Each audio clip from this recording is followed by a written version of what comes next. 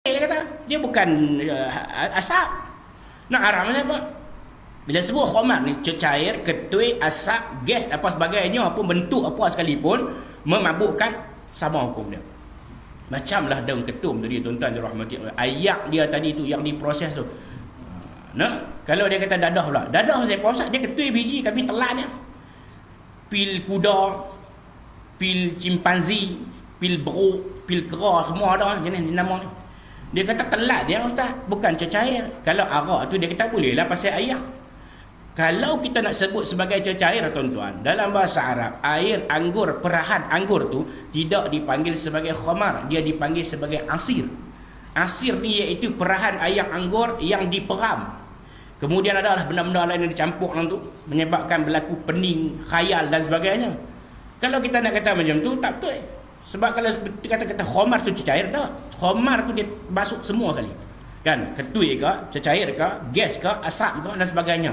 Termasuk hak yang jenis lu kacau-kacau atas meja tu.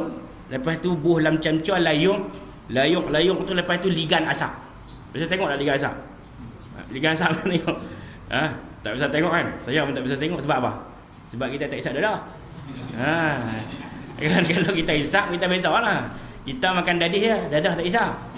Ini tuan-tuan dia cucuk, dia layuk, dia asap, dia layuk walilin, lepas tu asap tu naik dia pun dia ligan asap masuk dia hidung ataupun dia pakai straw.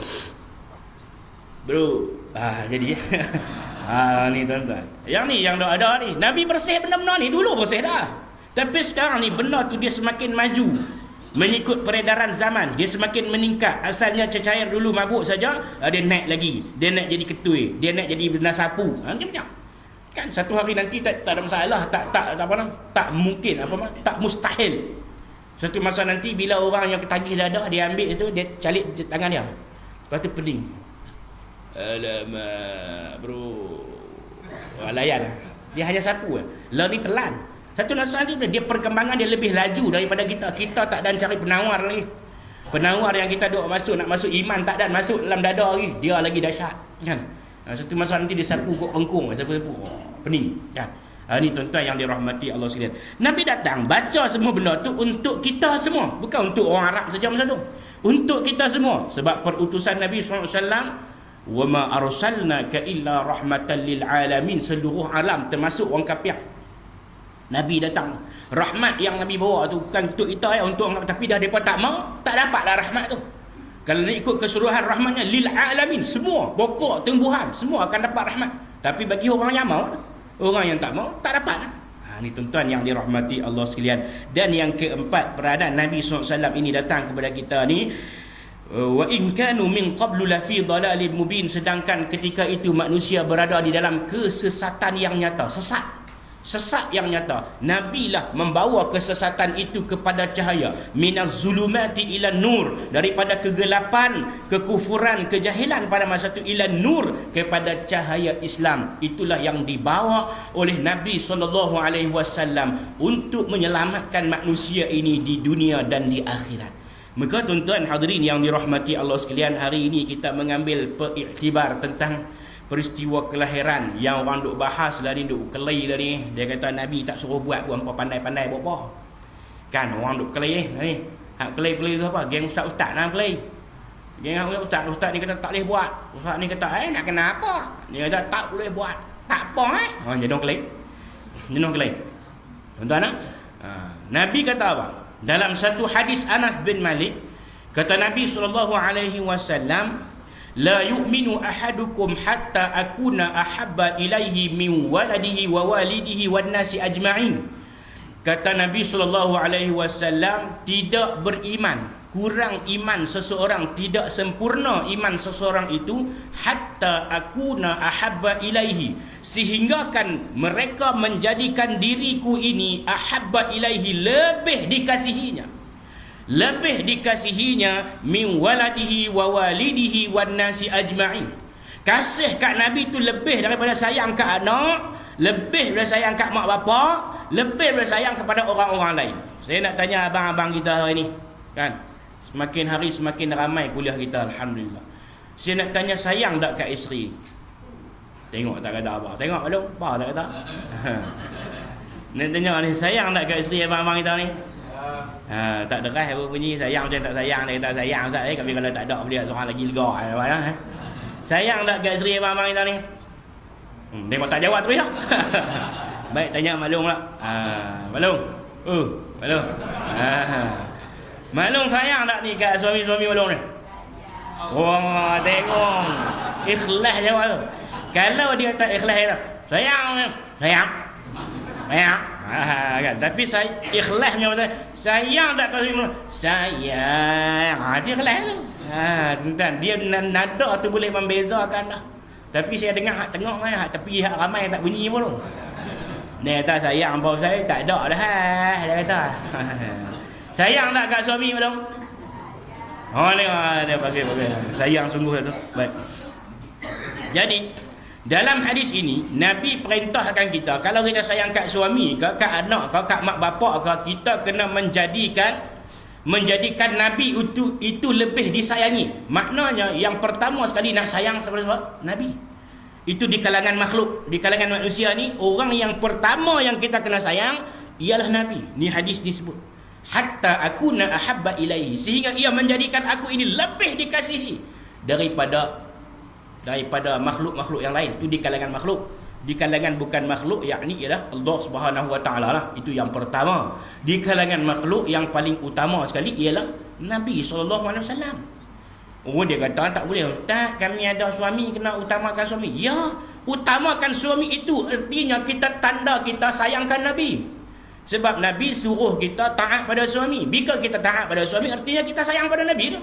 Pasal apa? Pasal kita ikut arahan Nabi, ikut ilmu, ikut perkara yang Nabi suruh. Nabi suruh apa? Suruh sayang pada suami. Itu maknanya ikut Nabi lah. Sayang pada Nabi SAW.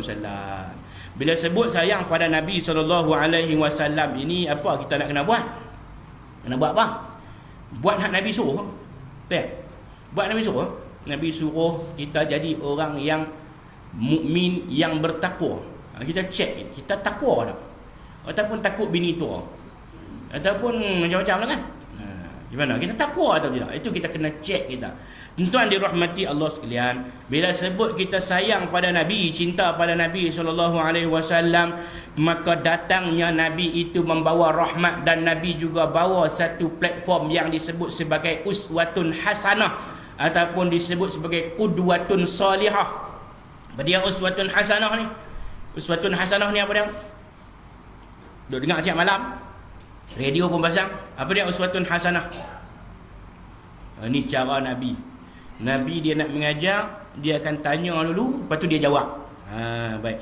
Bila sebut uswatun hasanah ni maknanya qudwatun salihah, ataupun maksudnya dalam bahasa Melayu kita contoh teladan yang baik.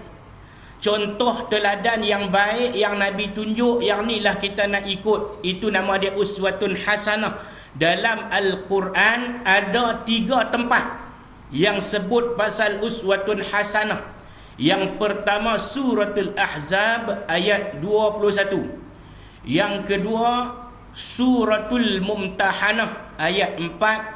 Yang ketiga suratul Mumtahanah juga ayat 6. Ayat dia lebih kurang sama. Laqad kana lakum fi rasulillahi uswatun hasanah liman kana yarjullaha wal yawmal akhir wa dzakarallaha katsira. Lebih kurang macam itulah ayat dia. Demi sesungguhnya bagi kamu pada diri Rasulullah SAW uswatun hasanah, ada contoh teladan yang baik. Untuk siapa ni? Liman kana yarjullaha wal yawmal akhir, bagi sesiapa yang berharap pertemuan dengan Allah dan mendapat keredaan Allah pada hari kiamat. Dan orang ini kena buat apa? Wa zakarallaha katsira, kena banyak mengingati Allah Subhanahu wa taala. Inilah yang dikatakan golongan-golongan yang ikut uswatun hasanah. Kita kata kita sayang Nabi kan? Kena ikut cara Nabi. Ikut cara Nabi, pakai cara Nabi, makan cara Nabi, bermuamalah cara Nabi, dalam rumah tangga cara Nabi, anak-anak ajak cara Nabi SAW. Ada beberapa perkara yang kita kena buat pada hari inilah. Mungkin kita duk buat dah, Tapi kalau kita menepati ciri-ciri ini, insya-Allah selamat kita ikut cara Nabi. Iaitu bagaimana untuk menzahirkan ataupun untuk melahirkan cinta Nabi dengan mengikut cara uswatun hasanah ini. Yang pertama, kita kena ada ciri-ciri yang disebut. Yang pertama, salimul aqidah. Salimul aqidah bahasa Arab, bahasa Melayu maknanya akidah yang sejahtera.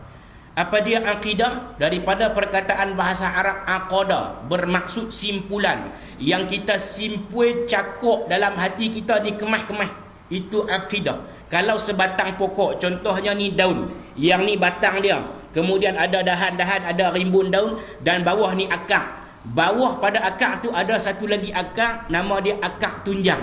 Akar tunjang itulah akidah. Bila kuatnya akar tunjang tadi, maka kuatlah pokok tu. Mai angin ke, mai air ke, dia tegak, dia teguh, kerana akidah dia tepat. Tapi kalau kita sendiri goyah, duk tak ketahuan ngaji akidah pun tak ketahuan benda apa akidah, tak tahu ngaji duk hafal tak boleh, duk jirim isim jirim isim. Ya kan, ada tok guru dia mengajar lagu tu, tanyalah jirim tu apa dia ustaz, jisim tu apa dia, ni duk jirim jisim jirim kan. Mula-mula jirim itu pada menyatakan jirim. Kita apa dia apa dia nak mula kan, tanya ustaz, jirim tu tanpa, jisim tu tanpa, tanya kan. Tanya. Yang tanya saya tak mengajar tidak. Tu kan, ni dia pening-pening lama-lama dia kata, awak mata kau berat tau. Baru mula 5 minit mata tak larat angkat dah. Tu garu ni garu tu macam lepas tu mulut ngang. Lihat kelak. Kawan dia kata, "Hoi." Tarik lihat masuk balik. Kan. Macam tulah mengaji memang macam tulah. Tambah hari ni pula ni 2 sesi, tak tahulah.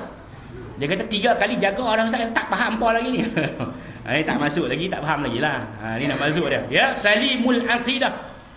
Sesuatu yang kita simpulkan dalam hati kita ni, iaitu sesuatu kepercayaan kita yang teguh pada Allah Subhanahu Wa Taala.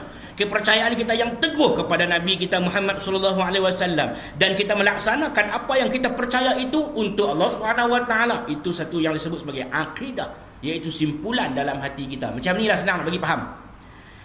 Kita duk beriman selama lah ni, kita ni percaya kepada Allah, kepada Nabi, kepada malaikat, kepada Rasul semua ni. Dan di situ ada perintah kepada kita yang disebut sebagai awamir, perintah yang kita kena buat. Makanya Nabi perintah pada kita, suruh kita sembahyang. Sallu kama raaitumuni usalli, suruh kita sembahyang. Maka kita sembahyang lah. Sembahyang sehari semalam 5 waktu. Memang daripada kecil lagi kita sampai kelar ni kita duk beriman macam tu lah kan. Kita percaya akidah kita ni, orang Ahlus Sunnah wal Jamaah ni kena sembahyang 5 waktu. Okey, selesai. Tiba-tiba kita sesat pitang mana tak tahu, masuk dalam satu tazkirah, ada satu orang mai kata, dia kata ni tuan-tuan dan puan-puan nak habaq bagi bahawa hak tuan-tuan puan-puan duk sembahyang 5 waktu tu hak style lama. Ni bukan saya kata, ni contoh. Lagi pada ustaz kata mayang kita style lama, style baru lagu mana dah. Ni nak abang ni. Dia mai kata hak tuan-tuan mayang tu style lama. Hak baru ni dia kata tak gaduh semayang 5 waktu. Ikut kami tak gaduh semayang 5 waktu. Tu plan lah tu. Lepas tu dia buat keluar dalil pula. Dia kata semayang kita ni tujuan dia apa? Kita pun sengak. Tak kata apa, geram dah kat dia tu. Kemudian dia kata sembahyang kita ni tujuannya untuk kita ingat pada Allah. Lepas tu dia keluar dalil.